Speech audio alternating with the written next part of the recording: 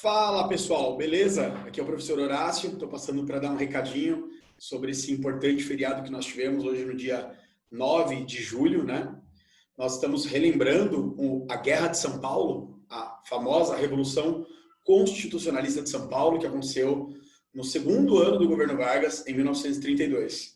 Esses jovens que estão aí atrás, vocês podem ver, foram assassinados brutalmente na frente de um jornal e deram origem ao grupo MMDC, que deu início, então, a uma guerra civil do Estado, né, de São Paulo, contra o recém-criado governo Vargas. São Paulo estava extremamente contrariada pelo fato de ter perdido, né, o seu status de oligarquia governante no Brasil, né? Durante toda a República Velha, nós tivemos vários presidentes ligados ao café, de uma certa forma, foram quase 40 anos de governo, em especial das elites de São Paulo, Rio de Janeiro e Minas Gerais, que estiveram à frente do governo federal e do controle político do país. Ainda no segundo império, né, de Dom Pedro II, nós já tínhamos uma influência muito grande de São Paulo, do Rio de Janeiro, né, das principais oligarquias dessas regiões no poder. E com a ascensão de Getúlio Vargas, tudo isso foi interrompido, né? Nós tivemos uma ruptura e nós tínhamos o governo dos tenentes, né, dos militares que lutaram na Revolução de outubro de 1930 e ajudaram, né, a colocar Getúlio Vargas no poder. Essa ruptura, ela deixou algumas oposições. E à medida em que 2 anos de governo Vargas se passaram, essa oposição, ela se levantou. São Paulo, de uma certa forma, esperava por um apoio de Minas e do Rio Grande do Sul, apoio esse que não existiu. De uma certa forma, nós podemos dizer que os paulistas ficaram isolados e em 3 meses de guerra, a frente, né, paulista contra o governo Vargas procurou então o general Góes Monteiro e capitulou, ou seja, se renderam, aceitando então o governo de Getúlio Vargas.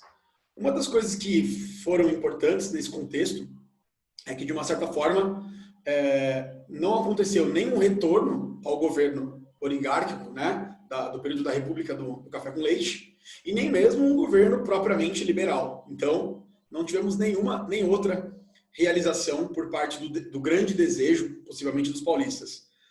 Os grupos paulistas que lutaram contra Vargas nesses 3 meses de guerra civil foram, obviamente, os cafeicultores e a classe média, junto com alguns industriais. A classe trabalhadora de São Paulo, obviamente, não participou dessa revolução, uma vez que eles estavam mais interessados em conquistas sociais, né, em aumentos de salário, em redução da jornada de trabalho e, com certeza, uma possível consolidação das leis trabalhistas. De certa forma, tanto os paulistas, os cafeicultores, entenderam que não daria para radicalizar contra Vargas, assim como Getúlio Vargas também entendeu que seria impossível governar sem o apoio da elite econômica do Brasil, que era o café. Tá? A partir disso, Getúlio Vargas, obviamente, concede alguns perdões, algumas isenções fiscais, liberando os paulistas de grande parte das dívidas contraídas da quebra da Bolsa de Nova York e de todo o processo de crise do café no Brasil nesse período. E ele renomeia, então, um governador civil da elite de São Paulo de volta ao poder, então, no governo do estado de São Paulo. A partir daí, vai haver, então, uma cooperação entre a elite paulista e o governo Vargas, que vai, então, surtir efeito por todos os 15 anos do governo de Getúlio Vargas.